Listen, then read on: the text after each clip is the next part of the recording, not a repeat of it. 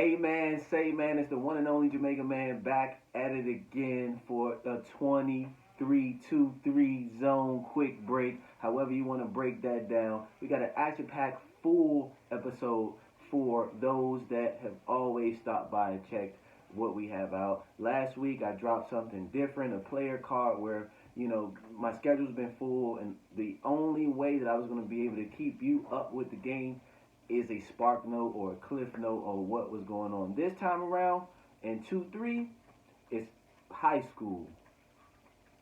You got Geico National Championships on both sides. You have McDonald's. Nike Hoop Summit is this week, so I'll double back on that about how that plays out into the grand scheme of progressing towards the NBA level. Of course, we finished March Madness this past Monday, and I'm gonna cover that later on. In the NBA, we'll be touching on how the playoff setting is making out, and we'll then lead in to my thoughts about the NBA. Haven't been talking about the NBA much because it's like the dog days of the NBA. You have plenty of people that can keep you up with what's going on. I may speak on the draft in that way, but it's more so about what has actually happened. Prior to and before we go any further, I would like to thank Lafayette College for investing in ISM and what we do here, not only in sports but in publication. We are a self-published book company as well, and they have kindly invested into the growth of ISM through their procurement of my self-help autobiography, The Impetus. Please check it out if you haven't. We've revamped the website. It is now known as www.worldwideweb.jamaicaman.com. Just solidified that, so it's all ism, it's all my brand, all who I stand for. So I thank you all very much for that. Don't want to waste any more time. So, Geico National Championships. I don't know if you've ever seen the time, but this time around, Monteverde Academy out of Florida clean sweep the gym. Now, if you play high school basketball, you understand that when it comes to high school basketball in general, you have a junior varsity and a varsity, and then you have a women's team and a men's team. Well, it's a rare opportunity to have one particular school win both sections of the national championship. Now, we've been talking about the NIBC all year, so you are aware of what that is. That's the best of the best high school. We will officially have to crown Monteverde the best of the best in men's and women's high school basketball, prep ball, so to speak, where they have a professional program of Oak Hills Pass, of just IMG. Like, it's different schools that can compete, but this is a clean sweep. Dominance on both parts, and they're led by soon-to-be WNBA and NBA talent. First and foremost, let's touch on the women's game. 61-57 New Hope. I was actually thinking New Hope was going to pull it out against Monteverde because their forwards were not necessarily involved in their offense. As I explained to you all, you have the impact from the forward position that creates offense everywhere else or plays defense to stifle the opponent on the other end. Then you're able to complement that with guards and bigs. Well, Monteverde's guards responded earlier, and they were able to keep pace, but New Hope just had forwards that were able to play out in space and attack the rim in ways that Monteverde couldn't answer for at first. But what you will notice throughout this game and some games throughout the rest of this episode, resilience is the key of being a champion. Just because you take a hit doesn't mean that you have to lie down. And Monteverde women's, they did not do that. Eventually came back, and it came down to one possession, and Monteverde made the play that they needed to make, and New Hope was not able to do so. So congratulations to the Monteverde women on their 2021-22 season Geico National Championship. They went, grabbed the crown, and they hold it down. As far as the men are concerned, Link Academy has a commit, McDonald's All-American. I'll speak about where that particular player committed to. I'll break down his game to an extent.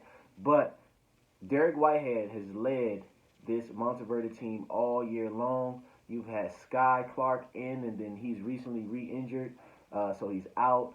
And this is the end of the season. I didn't know this, but Derek White spoke to this following their win of 60-49. Resounded win. You'll hear another score similar to that later on as well. But Derek Whitehead is a professional basketball player. He is, to me, he's earned the number one spot, similarly to how I broke down my NBA draft prospect breakdown throughout this entire year. Derek Whitehead is the guy that is setting the table for how to be a pro, even though he's playing at the NIL level, meaning financially he could continue to get sponsorships and things of that nature, but he hasn't put himself in a professional situation as of yet to be able to show what I'm saying. So I'm just speaking to Derek Whitehead's leadership first and foremost, his proficiency from the field as far as being a professional scorer. He does not play when he has the ball. And Link Academy, they had an attack led by Jordan Walsh. He is a mid-range specialist. He gives me this fluidity, Vince Carter, Michael Jordan vibes, how he's playing gracefully in space. And he can play above the rim, but it's more so laterally than vertically, how he's able to get to his spots and get to his shots. He's a master mid-range specialist. Derek Whitehead is a master mid-range specialist, three-point specialist, supreme playmaker, and he was able to win, I believe, his third or fourth national championship in his 4 years of being at Monteverde Academy. He's headed to Duke. Jordan Walsh will be headed to Arkansas with two other people that I will now explain later on once we finish. But Anthony Black, Nick Smith Jr., and Jordan Walsh lead this class of underclassmen, freshmen, next season, 2022, going into 2023, as one of the best recruiting classes that we have. It was a splash. It was microly similar to some sort of super team being formed, if you will. And Arkansas usually isn't a place where you will hear that. You'll hear Kentucky, you'll hear Duke, you'll hear Kansas, but Arkansas snuck into this game and commanded 3 top 5 recruits. So you'll have to pay attention to them going into collegiate season next year. But compared to what I already see, we'll see how they mesh in order for them to compete with what we all just saw in the NCAA tournament. Outside of that, the talents that stood out, my guy, Keontae George, he's number one in my heart. But as far as professionalism and proficiency, I believe Derek Whitehead is more capable of doing that right now. Well, Keontae is a professional bucket getter. He's fluid in every way. He has the potential to be the best player in this class, but right now he still has to work on his decision-making with the ball. I love how he plays defense, and throughout this year he just made a lot of big shots, and that's what you will want out of a player going forward. And at Baylor, that's what I feel like they lack. Guard play and supreme clutch guard play from there. Their forwards and Jeremy Sohan and Kendall Brown were able to be profound and be prospects, but I'm not sure if they'll be back next year. But Keontae going in there will ensure that the lead guard position will be had. He just needs to learn how to read and make reads better when he's not scoring or he's not defending the ball, which is totally fine given that he's a high school player going into college. In the McDonald's All-American game as well, Jarris Walker, also my guy as far as who I like to watch. He resembles an NBA specimen. He has an NBA body now, and he has the potential to do several things well. And you just hope in his time in Houston, another place that was in the Elite Eight, if I'm not mistaken, this year, but are getting even better next year, has the tools to be a well-rounded forward, someone that you would need on your team in order for the rest of your team to compete and win. I don't know if he's a number one option. I'm pretty sure Derek Whitehead and Keontae George will have opportunities to be that at the next level and then the level after that. But Jarris Walker may be that guy that you'll see guarding Giannis down the line. Hypothetically, we're not guaranteeing anything, but he has tremendous skills that you will want to see on a forward. Not only is he physically imposing on the glass and with the ball attacking the glass, he's physically imposing defensively and rebounding and leading your charge or anchoring your defense from the weak side. So in the high school level, he's been able to play in multiple spaces, but you would love to see him grow and blossom with his ball handling and jump shooting to be able to clear cut without a shadow of a doubt say that this is the guy you need. And of course, it's all right. This is where they are right now, but they have much room to grow next year in a pretty competitive NCAA. My guy Dylan Mitchell had one of the best dunks in the NIBC this year. off of a rebound lefty. He's an NBA high flyer now. He is what you saw in the Josh Smith previously before he entered the NBA draft. But at the next level, I would like to see Dylan Mitchell perfect a post shot and perfect playing off the ball to make his dunking ability that much more impactful, embracing the dunker spot. But I want to see if he has the ability to grow with the ball in his hands. Totally understand Derek Whitehead and Sky Clark having the possessions, but he was definitely one of their best cleanup men, and you would love to see what he does in his next stop next season to be able to be a center of attention at one point in time. You know, he worked his way out of being a supportive role. I feel like he is a number 1, 2, or 3 option at the next level. Lastly, someone that stood out with the game, McDonald's All-American, Chris Livingston. He's out of Oak Hill. They really didn't have, in my opinion, a good season as far as the NIBC was concerned, but he stood out to me, and in this game, it showed his ability to possibly play at the NBA level and contribute in ways that you will want Cam Reddish to do so now. He just shows that fluidity, that Paul George type of effortlessness. When he's attacking, it doesn't look like you can notice when he's pushing off his hip to get to the first step. I wouldn't say that he's better than any of the people I named, but he possessed NBA skill. Honorable mention to Derek Lively. He's the number 1 player in this class. Let me stress that. Despite how I feel, Derek Lively is the number 1 player in this particular high school class because of his two-way ability, height, and ability to hit the long ball. What I did not see, again, like Jarris Walker's proficiency with the ball to create shots for himself, and also his consistency to rebound. He's a shot blocker. He'll chase you down. He'll play in space, but I have to pause on this. He's also going to Duke next year where he'll learn how to be proficient in the post. But what I'm saying is Derek Lively gives me flashes of Scal Labissiere out of Kentucky and Willie Cauley-Stein.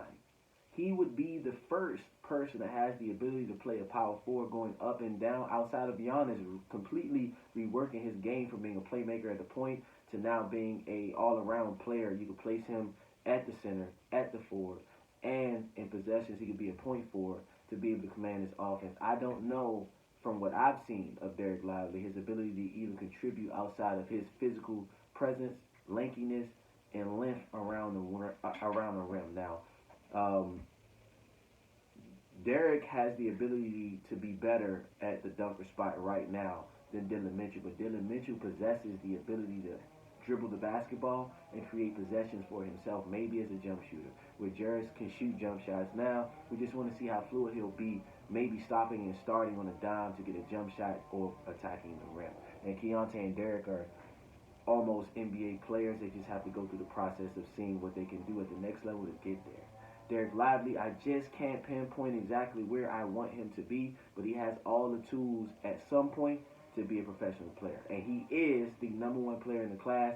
So according to what my contemporaries may believe, what they've seen, how they feel, he's better than all of the guys I just named. Let that be known. But that's my opinion. Moving to the women's side, what stood out to me was Kiki Rice and Gabrielle Jacques, their ability to be 2 guards on 2 different sides of the ball going to UCLA next year. They contribute 17 points in what they did, but it seemed easy for them. And the forwards that stood out to me was Janita Barker and her ability to just be two-way. And I want to see her shot grow. Of course it will, but Kiki and Gabriella are the best prime players ready for the next level, and they're going to have some work ahead of them because UCLA isn't necessarily a team that you would think of when it comes to the women and how they get down. The championship didn't include them, nor did it include anyone close to their standard, like Stanford, for example. They got far, but they didn't get far enough. That was a pick that I ixnayed, and of course I accept that, but I like my chances as far as how I went with the college game. Moving forward, Don Staley, my favorite point guard outside of Walt Frazier, really taught me a lot about how to just use my inertia from my community to kind of like lead and be aggressive in that. Before there was a Chris Paul, there was a Don Staley. I know many people don't know who that is, but she is one of the best point guards ever. She is the reason why the WNBA game, one of 4 people, herself, Tina Thompson, Lisa Leslie, Rebecca Lopo, and Dawn Staley. That's why we even know what the WNBA is. She even led that charge. It's the one with the ball in her hands, hypothetically. Led several Olympic appearances and wins, right? One of the only women that probably made wearing a certain type of shoe hot outside of Cheryl Swoops. But now she's a coach leading a program in South Carolina, and now she has her 2nd national title. I saw from one of my favorite sports writers, William Rose, speak about her being the next John Thompson. But I would speak against that, saying that there's never been a Dawn Staley.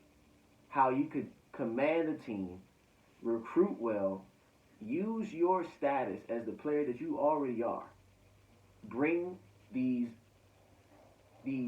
warrior-like players to your school and help them grow their game in a professional setting. You really don't have that anywhere else. You have a lot of men coaching at the NBA level that played the game. You don't have a lot of matriarchs that have played at the highest level and brought it back to the collegiate area to be able to manifest what we saw in their dominant win over UConn. I spoke about Paige Buchers all year long. And she gave a valiant effort, came back from injury. You gotta give her her credit.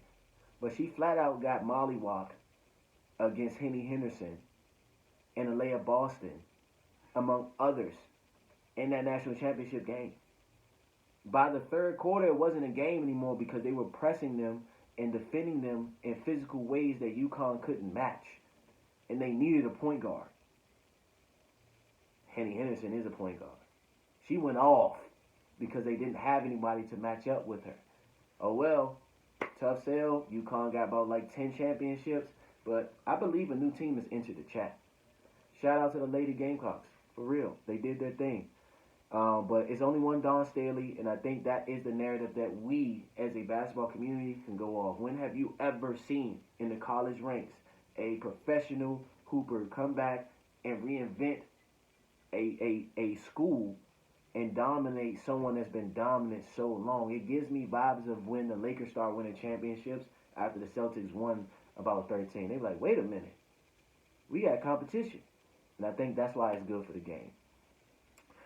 Okay, I picked Kansas after I lost my bracket in Arizona winning it all. Okay, Arizona wasn't deep enough in the big post area. And the college game is much different than the high school game and very different from the NBA game. It's close quarters.